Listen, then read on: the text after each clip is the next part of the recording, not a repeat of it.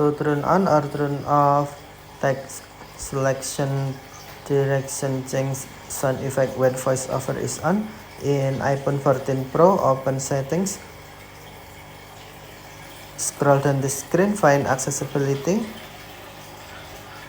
Next, tap accessibility and then tap voiceover.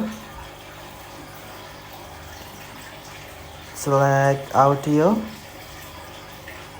and then tap sounds and haptics. Scroll down the screen, find text selection, prediction change.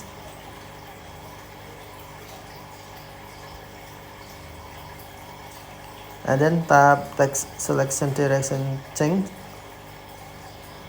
On sound, tap switch until green to turn on or tap switch until gray to turn off.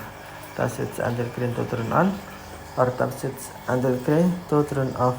Text selection, direction change, sound effect when voiceover is on. Okay, thank you for watching. Have a nice day.